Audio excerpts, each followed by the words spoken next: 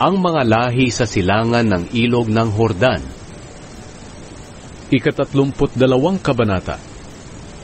Napakaraming hayop ng mga lahi ni Reuben at Gad, kaya nang makita nila na masagana ang lupain ng Jazer at Gilead para sa mga hayop, nagpunta sila kina Moises, Eleazar at sa mga pinuno ng mamamayan ng Israel at sinabi, ang Atarot, Dibon, Jazer, Nimra, Hesbon, Eleale, Sebam, Nebo at Beon, ang mga lugar na sinakop ng Panginoon sa pamamagitan ng mga Israelita, ay mabuting lugar para sa mga hayop, at kami na mga alagad ninyo ay napakaraming hayop. Kaya kung nalulugod kayo sa amin, ibigay ninyo ang mga lupaing ito sa amin, bilang bahagi namin, at huwag na ninyo kaming dalhin sa kabila ng ilog ng Hordan. Sinabi ni Moises sa mga lahi ni Gad at Reuben, ano ang ibig ninyong sabihin? Magpapaiwan na lang kayo rito habang ang mga kapwa ninyo Israelita ay pupunta sa labanan? Pahihinain lang ninyo ang loob ng mga Israelita na pumunta sa lupaing ibinigay ng Panginoon sa kanila.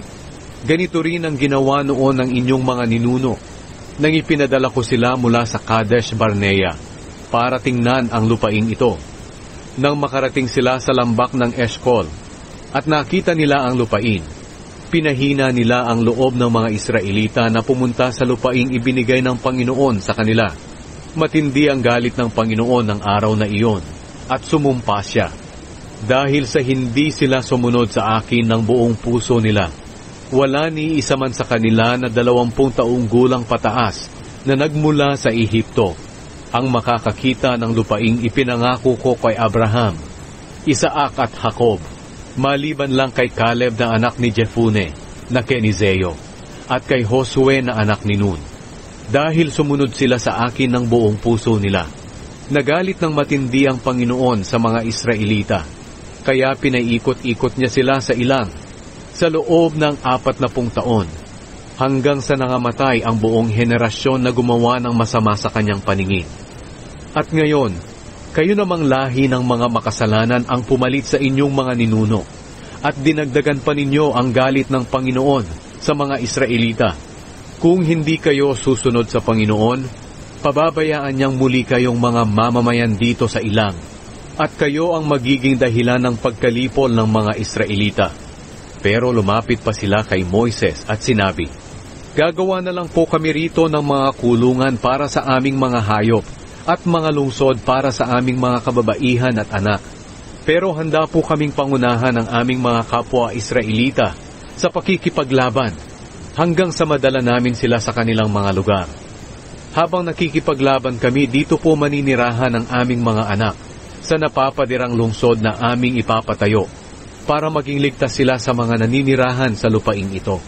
Hindi po kami uuwi hanggang sa matanggap ng mga Israelita ang lupaing kanilang mamanahin.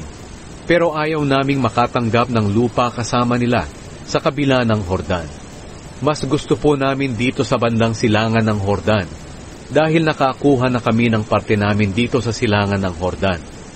Sinabi ni Moises sa kanila, kung talagang gagawin ninyo yan, na handa kayo sa pakikipaglaban kasama ang Panginoon, at tatawid ang lahat ng sundalo ninyo sa Hordan, hanggang sa maitaboy ng Panginoon ang kanyang mga kaaway at maangkin ang lupa, maaari na kayong makabalik dito, dahil natupad na ninyo ang inyong tungkulin sa Panginoon at sa kapwa ninyo Israelita, at magiging inyo na ang lupaing ito sa harapan ng Panginoon. Pero kung hindi ninyo ito gagawin, magkakasala kayo sa Panginoon, at siguradong pagbabayaran ninyo ang inyong mga kasalanan. Sige, magtayo kayo ng mga lungsod para sa inyong mga asawa at anak, at gumawa ng mga kulungan para sa inyong mga hayop, pero dapat ninyong tuparin ang inyong ipinangako. Sumagot ang mga lahi ni Gad at Reuben kay Moises, susundin namin ang inyong mga utos. Maiiwan dito sa mga lungsod ng Gilead ang aming mga asawa, mga anak at mga hayop. Pero kami na iyong mga lingkod na may kakayahang makipaglaban ay tatawid sa Hordan para makipaglaban ayon sa utos mo sa amin. Kaya nag-utos si Moises sa paring si Eleazar kay Josue na anak ni Nun at sa mga pinuno ng lahi ng Israel. Sinabi niya, kung ang mga tauhan ng lahi ni Gad at Reuben na may kakayahang makipaglaban ay tatawid sa Hordan para sumama sa pakikipaglaban sa laban ng Panginoon, at kung maagaw na ninyo ang lupain iyon, ibigay ninyo sa kanila ang lupain ng Gilead bilang lupain nila. Pero kung hindi sila tatawid kasama ninyo, dapat silang tumanggap ng lupa kasama ninyo roon sa lupain ng Kanaan. Sinabi ng mga lahi ni Gad at Reuben, susundin namin kung ano ang sinabi ng Panginoon. Tatawid kami sa Hordan sa presensya ng Panginoon. Pero ang mamanahin naming lupain ay ang nasa silangan sa tabi ng Hordan. Kaya ibinigay ni Moises sa mga lahi ni Gad, Reuben at sa kalahati ng lahi ni Manase na anak ni Jose, ang kaharian ni Sihon na hari ng mga Amoreyo, at ang kaharian ni Haring Og ng Bashan, ang buong lupain pati na ang lungsod at mga teritoryo sa palibot nito.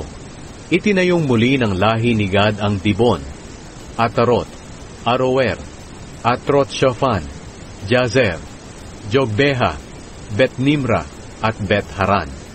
Ang mga lungsod na ito ay pinalibutan nila ng pader. Gumawa rin sila ng mga kulungan para sa kanilang mga hayop.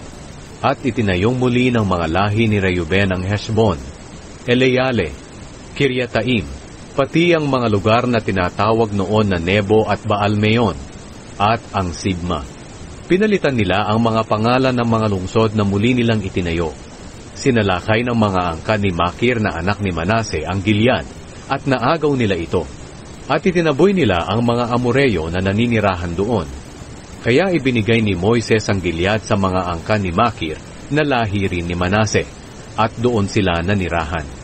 Naagaw ni Jair na mula rin sa lahi ni Manase ang mga baryo sa Gilead, at tinawag niya itong mga bayan ni Jair.